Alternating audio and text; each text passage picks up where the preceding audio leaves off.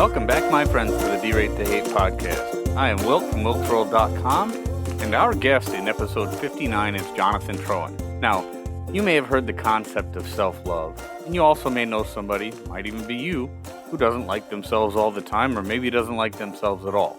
Are you one that judges your happiness based on your success? Are you one that tends to put success before happiness? Jonathan Troen knows all about this, and his personal journey towards the self-love revolution is one that you're going to want to hear. One of the greatest things about doing this podcast is having the opportunity to sit down and have a meaningful discussion with people from all different walks of life that have done all kinds of different things.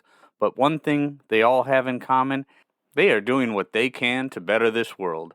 And that's what we're all about here at the D-Rate the Hate podcast, is bettering the world one attitude at a time. We did not create the hate, but with your help, we can derate the hate. What have you done today to make your life a better life? What have you done today to make the world a better place? Jonathan Troen is all about bettering the world, and that starts with you, and he knows it, and he knows how to make that happen. Jonathan is a life mastery coach and self-love mentor. After 20 years in the music and entertainment industry, Jonathan was living the life of his dreams, interviewing the biggest stars in the world, except he wasn't very happy, and he couldn't figure out why, which led him to his mission. His studies brought him to one conclusion. Most of us are mean to ourselves, and all we really want is to be loved. We think we are not enough and believe that if we work hard enough, we will be enough, and then we can be happy and be loved. Don't miss this great conversation with Jonathan Troen, where I find out how this journey started, how Jonathan came to create the self-love revolution, and share his methodology that he has created over the last 15 years of research and practice. Jonathan believes that we all deserve success, we all deserve to be loved, and we all deserve to be treated kindly, especially by ourselves. So here we go. Jonathan Troen, thank you very much for joining the D-Rate the Hate podcast. I appreciate your time. So happy to be here with you. Thank you. So I see these forums, and I'm a member of a lot of different forums and talk to different people online, and I'm always looking for interesting people. And one of the things that I hear people talking about, and I've not really dived too much into it yet, but when I saw that you were a professed self-love expert, and that you helped launch a self-love revolution, I was like, oh, I got to talk to Jonathan. So tell me, what is, for people who just don't know, what is self-love? In the simplest terms, I would say it's learning how to be your own best friend. Because most of us are our own worst enemy. Now, I didn't always know that, right? I didn't know that I was beating myself up. I didn't even know about the voice in my head. I didn't know about self-talk. I didn't know about any of these things. But what I learned through the process was, oh man, I am the worst bully in the world. Just to me. Everyone else thought I was a nice guy. But I was a huge bully to myself. The voice in my head, I beat myself up every day. I didn't know it. And self-love is the process of becoming your own best friend, so you can live life every day with joy. And it doesn't mean there's not sadness and all the other emotions. All the emotions are beautiful, but we have to learn how to be kinder to ourselves. Oh, no doubt. I am undoubtedly one of my biggest critics, and like you said, I think most people are, in fact, their own worst enemy. I mean, they do as much beating up on themselves as anybody else would, and just that idea of becoming your own best friend is very good. Because I think, me personally, one of the things that I've found in my own journey to becoming a happier person is becoming happy with myself and becoming happy with who I am. Because and you correct me if I'm wrong, in all the studying that you've done, I don't think that you can truly be good to somebody else if you're not good to yourself first. And that's is that kind of the concept, or? Yeah, there's a lot of conversation about that. Can you love others if you don't love yourself? I'm not a hardcore purist that you can't be kind to others if you're not kinder if you're not kind to yourself. You can't love others if you don't love yourself. What I would say is you can be a lot kinder to others if you're kind to yourself. And you can Okay. be a lot more loving to others if you love yourself. It doesn't mean, if you're a parent and you have some self-loathing inside, whether you know it or not, I think you do still love your kids. But I think there'll be a lot of fear that are informing your decisions. So it's not that we can't be kind or can't love, but ever since I started being kinder to myself, I just am more kinder. Well, that's English. I just am kinder to other people. When I forgive myself for my own mistakes, I'm more forgiving of other people because I don't demand so much from them, because I don't demand so much from me, because none of us are perfect. So I'm not a person that you can't, but no doubt, the kinder you are to yourself, the kinder you are to other people. There's no way around that one. Oh, that totally makes sense. That totally makes sense. So talk about your background a little bit. I read that you were in the entertainment industry for a very long time, interviewing and spending time with some very upper echelon celebrity types. And soon you found yourself, you were unsatisfied, not happy, not as happy as you thought you would be. And that kind of led you on this self-love journey. Tell Yeah, me and about look, that journey. I spent 20 years in the entertainment business. And, when I was younger, I loved going to concerts and I wanted to interview bands and things like that. So at the beginnings of the internet, I created a company that broadcast concerts and interviewed bands. So I went to see all the concerts for free, and I went backstage and interviewed all these amazing bands. And then, some TV, movie performers, movie stars as well. And look, I'm not going to say I didn't have fun. I certainly did. I had a great life. Bank account was looking good, but I still had this. I don't know. I've never used this word before. I had this demon inside of me. I don't know why that word came to me, but it was this constant voice. At the end of the day, it did not matter who I interviewed, how great an experience was, how good the day went. When I sat there alone at the end of the day and looked in the mirror, I would find things wrong about the day and about myself. I said, you don't look good. Yeah, you screwed up that question. Oh, you forgot to ask that. Oh, you shouldn't have asked that question. Whatever it is. I mean, I built what I thought was this dream life. I lived 3 blocks from the beach. I could have my feet in the water in 10 minutes, walk down the streets, walk down the bridge, walk into the sand. It on paper, it was the amazing dream life. And everybody around me would have said, you're living the dream life. And I was living the dream life, but I still had this voice in my head that was beating myself up. And I still had what I call one of the 13 saboteurs, right? We all have them, but I had one of the big saboteurs, comparison. So as I would walk from 3rd Street down to the beach, I'd walk by 2nd Street and I walk by Ocean Avenue, and then I go down the stairs, and then there are the houses that are really on the beach itself. And I say, well, when I have one of those, then I can be good enough and be happy. Of course, the journey started a little before then when, I moved first I moved to Europe. Like I moved to Denmark, then I moved to Spain, then I moved to LA, but in the middle of LA. And then I said, I got to get closer to the beach. So I moved to Santa Monica, about 11th Street. And that certainly wasn't close enough to the beach. That was like a 20-minute walk. You kidding me? That's crazy. So I had to get closer. So I did all these things thinking that, Denmark would make me happy, and Spain would make me happy, and LA would make me happy, and the beach would make me happy. And I didn't know it at the time, but the only thing that had to change was I had to stop comparing myself to every other person on the planet, because I was doing great things and people believed in me.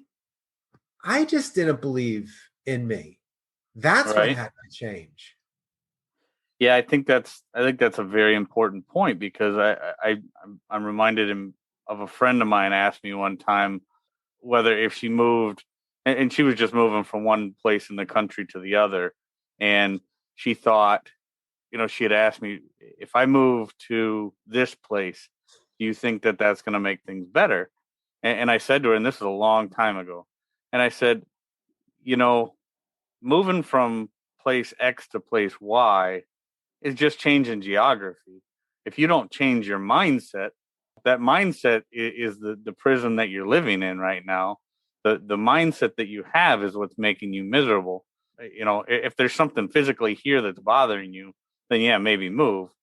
But if you need to evaluate that mindset that you have, because everything else is just geography. And I'm reminded of that because you got a combination of a couple things going on there. You've got envy, envy in the things that you don't have and that somebody else has. So you're constantly chasing that envy, but then you're also trying to get away from something within your own mind, and you think that somehow changing geography is going to do it, and that's not always the case. Sometimes it is. There's exceptions, but I think that's such an important thing that you're talking about is keep on trying to move to make things better, or trying to better maybe your physical location, but you're not addressing the root issue that's bugging you so much. That's Yeah, so and important. I didn't know that. And we're not taught that.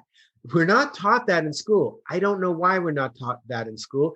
We're not taught that in school. So I thought these changes were going to make me happy.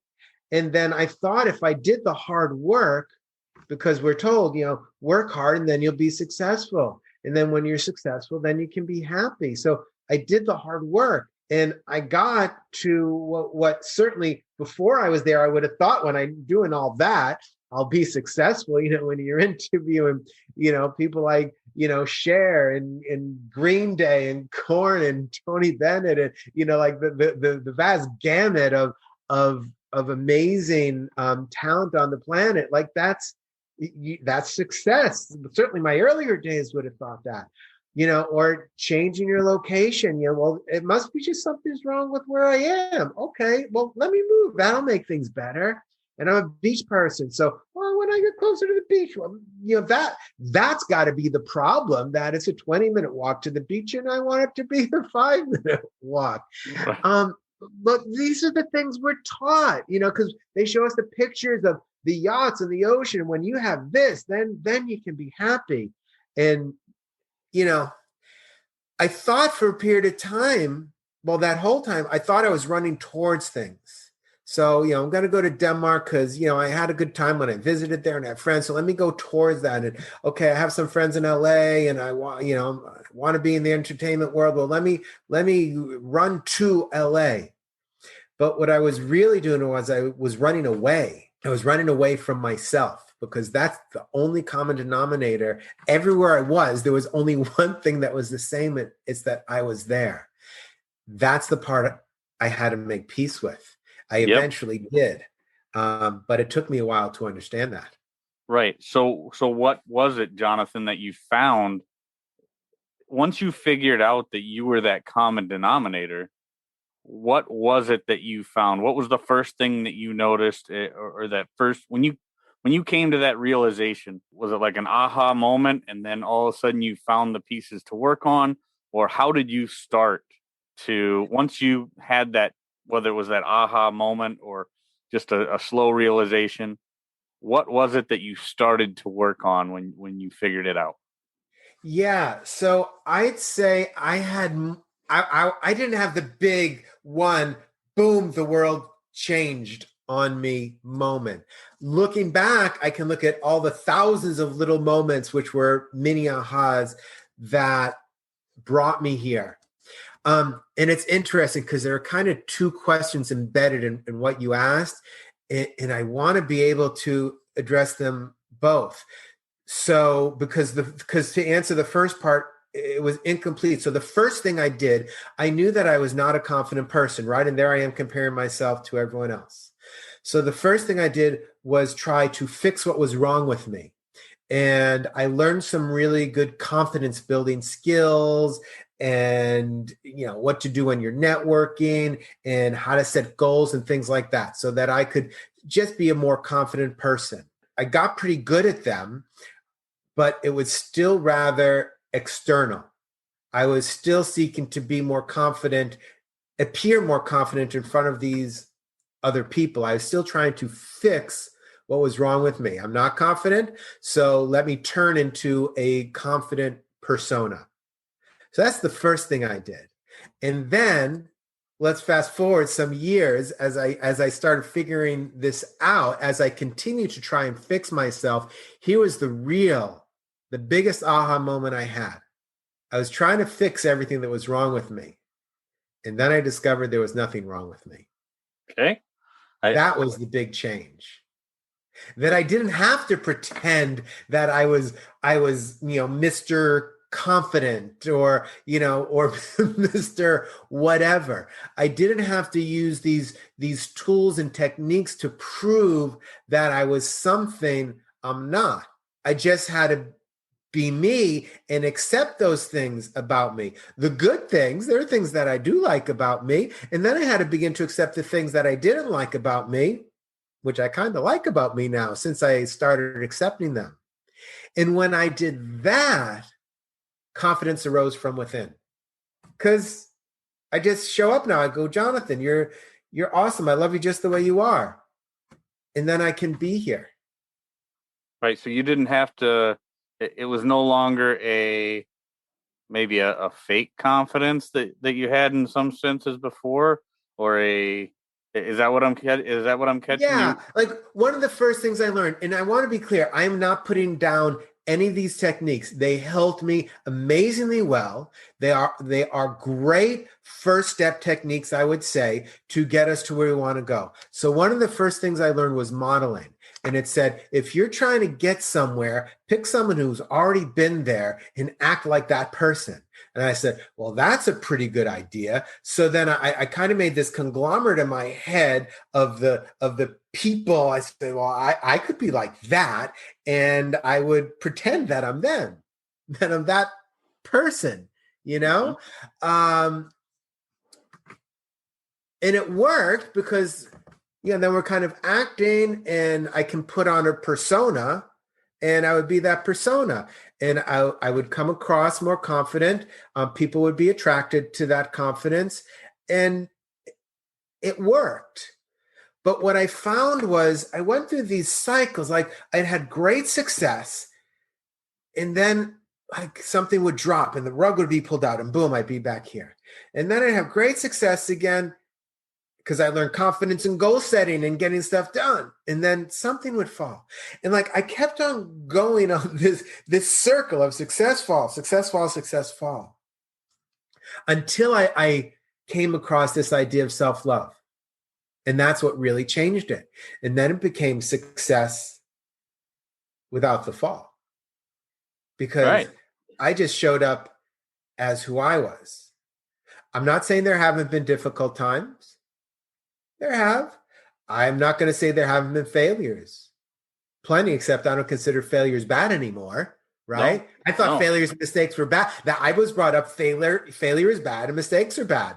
So now I just have failures and mistakes and successes, and they're all effing awesome. Right. That is probably one of the most important things that I've learned in my life as well, is that just because you fail at something doesn't mean it's over. Because you fail in one aspect, as long as you learn from that failure and don't consciously continue to make those mistakes, learning every day every day that we learn something is a great day. And as long as that failure or that mistake wasn't fatal, it's so important what you're saying, and the idea that you learn to become yourself, and you're not trying to pretend to be something that you're not in an effort to make somebody else like you. Because in a lot of ways, when even those small successes that you're talking about is, yeah, I succeeded, but I succeeded in doing something that really wasn't me in the first place. And now, like you talk about, having that pulled out under you, such an important point.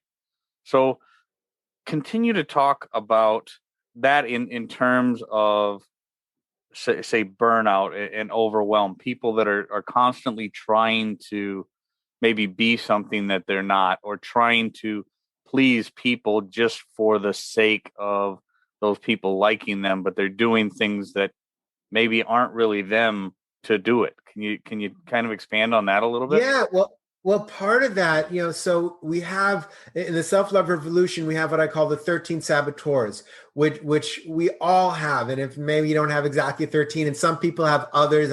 I just finished a 10-week course with people, and some of them, I was studying my saboteurs, and I have this one that's not on your list. So yes, so there's some that aren't there, and let's recognize them. But I found these 13 what seem to be some common denominator saboteurs, or inner critics, inner judges that we all have. And people pleasers certainly one of them.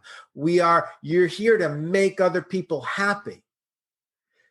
Now, I would say we're here to connect with others. I would say we're here to be kind to others. But when we are here to people please, and the people pleaser saboteur has a cousin. The cousin is the victim saboteur. So we try and people please. Of course, the person we're trying to please is never happy with what we've done. So then we get to say, it doesn't matter how hard I work and whatever I do, I never can make this person happy. Well, no, that's true. You can't. So we have to recognize the people pleaser saboteur. We have to recognize the victim saboteur. We have to recognize the patterns that we are living in our lives, and then shift these patterns. So one way I've begun to shift these patterns is by using our inner guides, our inner team. One of my clients, he said, well, this is really like an inner army, isn't it? Yeah, we have an inner army of the future self, of the courageous self, the childlike self, the fun one, the intuitive one. When we were young, everything was so intuitive. When we were young, fun was just a part of our days. And, I don't know what age it was, but at some point we're taught, well, you can't have fun. You got to work. Well, why are they exclusive of each other? No. Why can't we have fun at work? It's like, you mentioned overwhelm. Well, overwhelm comes because we're taught work is hard. Yeah, and this idea we're working for the weekend. Like, don't enjoy the week, and you can enjoy the weekend. And I grew up, I listened to Loverboy growing up in high school, and I thought, yeah, screw the week. You got to live for the weekend. And what we're doing is we live away 5/7 of our lives. And of course, Sunday doesn't really count because Sunday you're just waiting for Monday. So really, you only get one day a week that you can enjoy. And then you get old and you look back and you go, well, what happened to my life? It went by so fast. Well, it's because you wished away 5/7 of it or 6/7 of it. We need to begin enjoying every day. And if we use, it's not that the saboteurs are bad in and of themselves. They're trying to keep us safe. And guess what? We all got them. So if you're trying to, live without them, sorry, you can't. But we can build the muscle. I call it going to the gym for the brain. We can build the muscle of our inner guides so we have that power to propel us forward. The future self. I know my future self, it's a he because my future self is a he. He's already lived this path. So if I'm ever not sure what to do, I just go, okay, what should I do right now? I have this list of things I'm supposed to do. I'm a little confused. My head is swirling. What should I do right now? And he tells me. Overwhelm stops. I have to trust him. That's the hard part. And sometimes I don't want to do what he tells me. So it's true. I'm like, no, really? No, I don't want to do it because it's scary or outside of my comfort zone or I'm not in the mood or whatever it is. But if I listen to him, he's always right because he's lived this before. And I can know exactly what to do any time of any given day. And overwhelm can dissolve away. But you have to connect to those parts of you that know the answers. Please yourself. Please your future self. Stop trying to please that person across the street or that person down the street or on the other side of the country who you've never. We try and impress people who we've never met and are never going to meet. Just in our heads, we're trying to impress them. Impress your future self. Your life will be totally different. I like that idea of impressing your future self and doing things that whole concept of living for the weekend, and you're right. I do not think I think there's a lot of people who do think that working and enjoying life are have to be mutually exclusive. Because let's face it, a lot of people, and I think probably most people in this world don't necessarily get to do what they love. I know a lot of people strive to do what they love for a living, but it's just not a reality that most people get to do what they truly love for a living. So I think it's very important to try and find ways to enjoy every day and not just live for the weekend. So I'm very, very glad you made that point. And then talking about pleasing your future self as opposed to trying to please all the people that you may never meet, may never know, may never care whether you actually get to truly please them or not. Because let's just face it, there's a lot of people out there that it's impossible to please. And if we spend our effort, our life effort, and our time trying to please those people, it's like trying to break through a brick wall with your forehead. It's not gonna happen. It's just gonna cause you more pain, and certainly not doing anything to accomplish that deal for your future self. That's awesome. So another thing you mentioned earlier was forgiveness. Talk more about forgiveness and how forgiveness plays into the self love revolution, would you? Yeah. Thank you for asking that.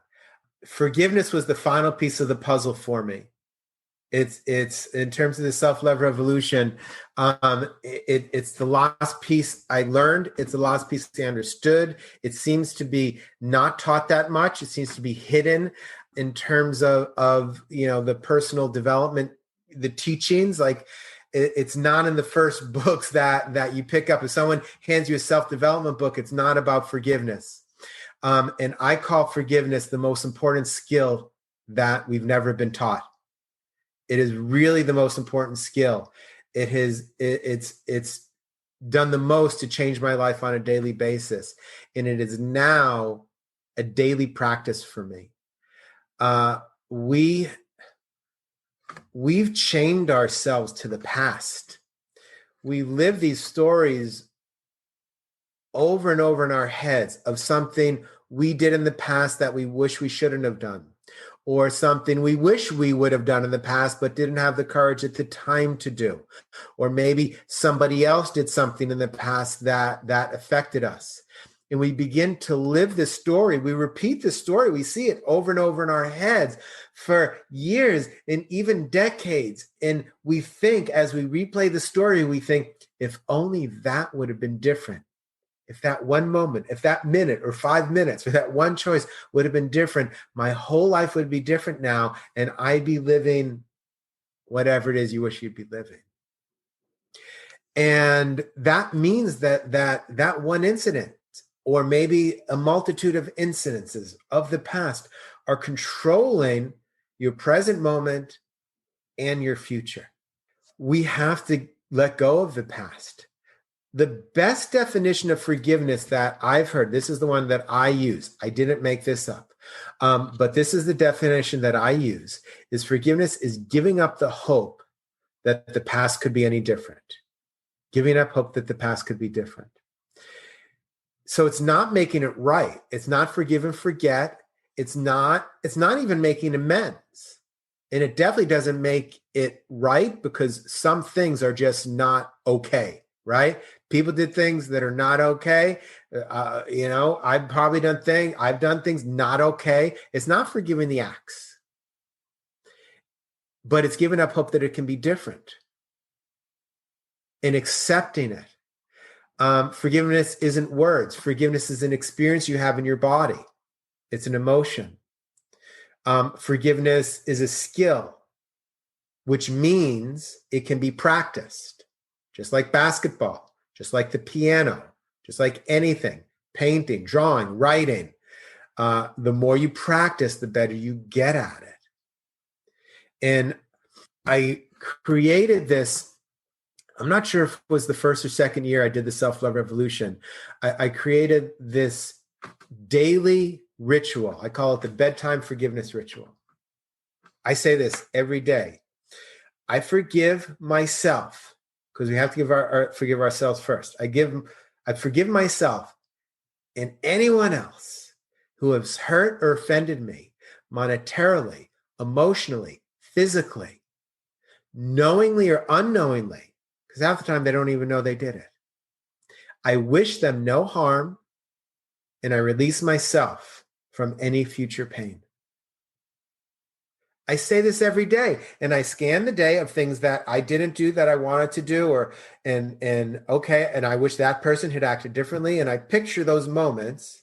I feel the discomfort in my body. I don't fight it, because acceptance is the first pillar of self-love, right? Accepting the current moment experience, even if you don't like it. Stop fighting yourself. Be friends with yourself. So I befriend the emotional sensations, and by doing that, I can let it go. Because we always wish someone pain if we think they did something wrong. Well, I hope they learn their lesson. I don't hope that they learn their lesson in a painful way. Of course, maybe I want them to learn and grow, but that's their path, not mine. And I release myself from future pain from that incident. I do not have to replay it tomorrow and the day after and the day after and the year after and the decade after. It's the most freeing practice that I have experienced in my entire life.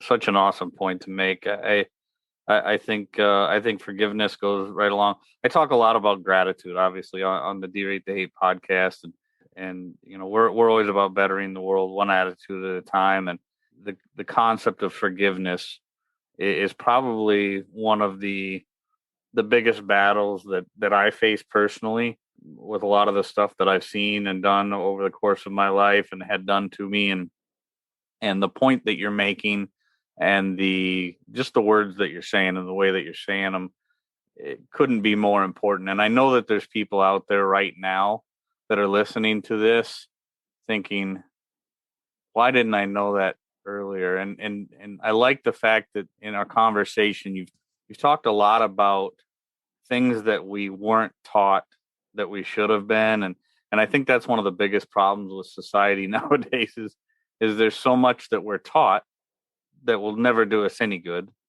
And there's so much that we were never taught that could change our lives forever. And that's one of the real reasons that I do this is talking to people like you, Jonathan, who are genuinely living and walking the path that you're talking, and those real life examples of being able to talk about forgiving yourself on a daily basis and feeling that weight lifted off of you in doing what you're doing, and I can't tell you how important that is, and I just want to thank you. So talk to me. Let's just kind of bring things full circle here. Your self-love revolution. How does somebody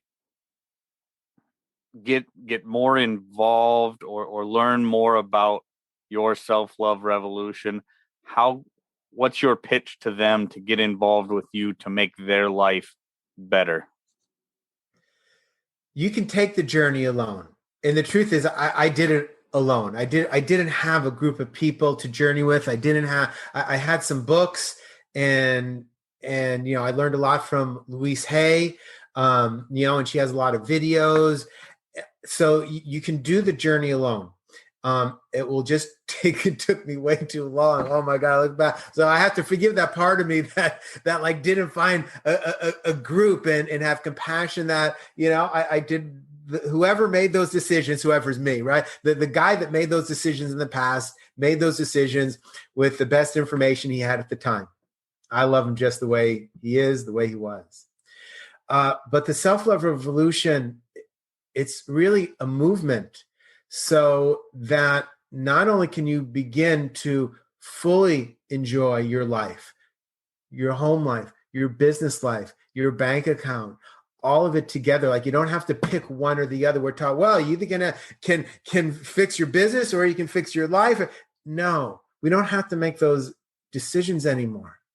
And it's a movement of people that have come together to change their own life. But I want to be clear so that it's what we spoke about before, so that you can be kinder to others, because you are here to be kinder to others. And you're going to do a better job at that if you're kinder to yourself. So I invite you to join, one, to really have the tools that I spent 15 years trying to figure it out. I told you I started with confidence and this and that. And believe me, a lot of the original tools are still in there. I shared the 13 saboteurs. Well, I learned about the saboteur. Well, it's still in there. I just figured out that I have more than one, and most people I work with have more than one. So I've taken this 15 years and just patch it into one place. So you don't have to go here and learn the Tony Robbins school. Love Tony Robbins. In here and learn the Bob Proctor school. Great. Love it. Here, the Eckhart Tolle school. Okay. Yes. Love him. In the Louise Hay, I put it all into one place so that, because I needed that, because I got overwhelmed. You mentioned overwhelmed before. I got overwhelmed and confused because I was learning all these different lessons from different people, and it didn't make sense to me until I put them all together. And then I said, now I got it. And once I learned it, I said, everyone else thinks they got to fix themselves too. I got to share this. So join me in a community of people, and let's walk this road together. So we could just have a great time here and share this great time with other people. That was a roundabout pitch. That's my pitch. Yeah. Join it. Love life. You can.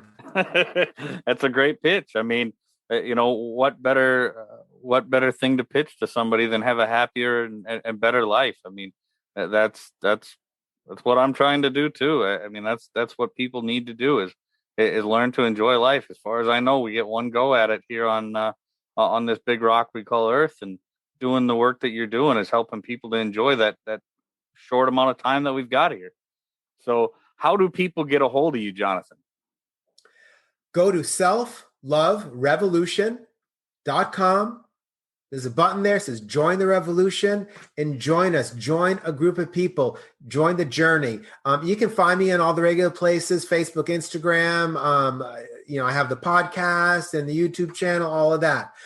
So if those are better, look me up, Jonathan Troen, or just go to selfloverevolution.com and join the revolution. Begin living a life that they don't want you to live. People think that self-love is the woo-woo and the weak. Here's the deal. The weak is to be able to put on the mask. The weak is to be able to pretend that you're someone you're not. The weak is to fall in line and try and do what everyone tells you to do. You want to revolt against the world, and I was a raging punk rocker. You want to revolt against the world the right way? You start being kind to yourself. That's the revolution. Yep. I end every show with, be kind to one another, be grateful for everything that you've got. And remember, it's up to you to make each and every day the day that you want it to be. So, I say it every single episode. I say it to myself every single day. It's, kindness, gratitude, and making each day the day that you want it to be is such an important journey. And what you're doing, Jonathan, is truly helping people to walk that path.